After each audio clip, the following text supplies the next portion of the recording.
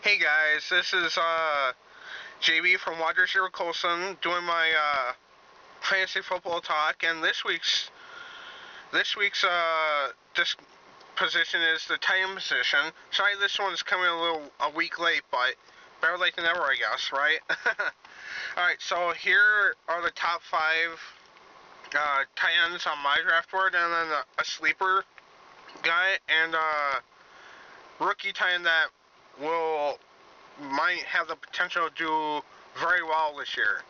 Alright, the top guy is Antonio Gates. And based on what from 10 games last year, he did extremely well, and there's no reason why Antonio Gates shouldn't have the same amount of production this year, but over a course of a full season instead of just 10 games like he did last year.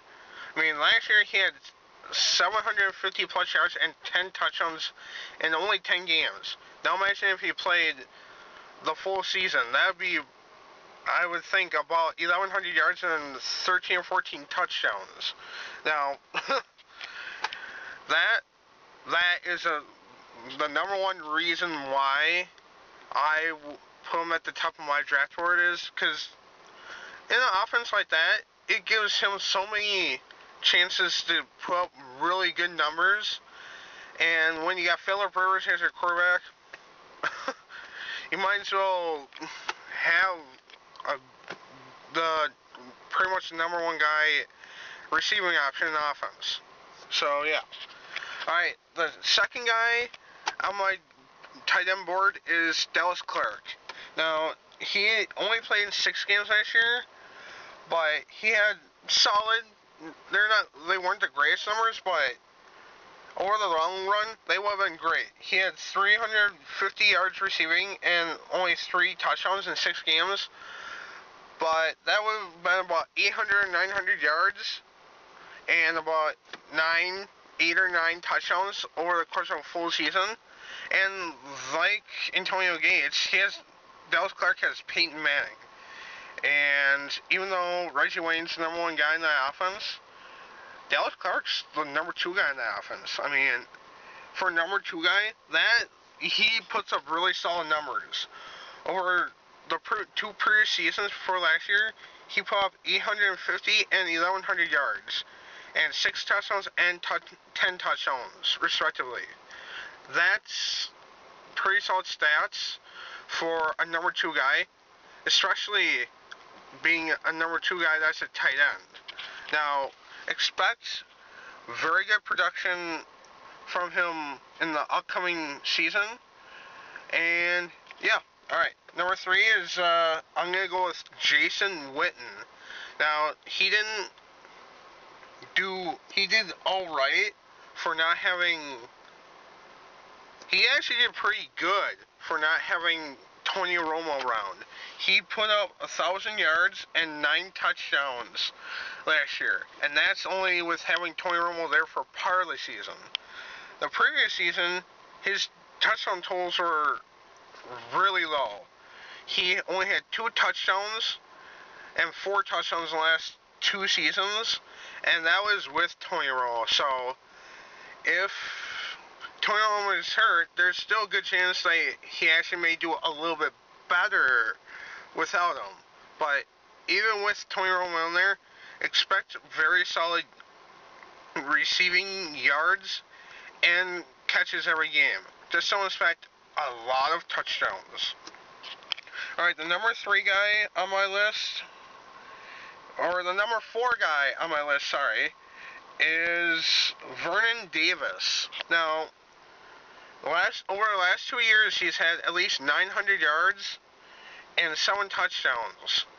Now, he finally figured it out. Let's just put it that way. He finally figured out, it's like, even with Alex Smith, Troy Smith, whoever was quarterbacking, he finally figured out that he's the number 1 guy on that team. Yeah, they got Michael Crabtree, they have Frank Gore, but he's absolutely the number 1 guy. He was a constant threat in the receiving game last year. He's a solid blocker, and he finally got enough gumption to decide to play with his full potential, and you see the numbers. Yep. Now, number 5, my 5th guy on my list is Jermichael Finley, which he's got immense potential here because all the guys on the team are all going to be double covered. You got Greg Jennings, you have Ryan Grant coming back, you have Aaron Rodgers throwing the ball, you have Donald Driver there, you have Jordy Nelson, you have James Jones. All these guys weren't double coverage, so it's going to be really hard to double cover everyone, and that's going to leave a lot of one-on-ones for Jermichael Finley. Now, he hasn't had the greatest stats since he's been in the NFL, but the potential this year is there, definitely. Especially coming back from injury, everyone's not going to expect him to be full health right away, but really, he's going to be coming back in full force, and he's going to, I'm willing to project at least 600, 700 yards and 8 or 9 touchdowns, and that would be a very solid start every week. So yeah. Alright, now here's a sleeper pick that I think is going to be a sneaky pick to grab up. Marcedes Lewis. I say that because last year was the first real season that he actually did something. He had 700 yards and 10 touchdowns. That's been his best season yet. So, if you're expecting, I'm fully expecting a very good season from Marcedes Lewis again.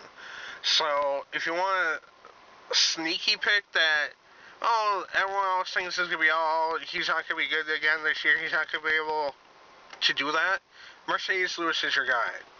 Alright, now, for a sneaky tight end pick, I would definitely go with Robert Housler. Yeah, he's on Arizona. They don't have a very good quarterback, but that didn't stop Larry Fitzgerald from going for 1,000 yards and 10 touchdowns or whatever. And with Robert Housler on the team, it's going to definitely help Larry Fitzgerald. And Larry Fitzgerald is going to definitely help Rob Housler. And with the addition of Ryan Williams, fellow rookie Ryan Williams, our running back, it's definitely going to help open the stuff up the middle and in the intermediate game for Rob Housler to get a lot of yardage and quite a few touchdowns. Alright guys, I'll make a video for kickers here in a couple minutes, so hang tight and hope you enjoy this.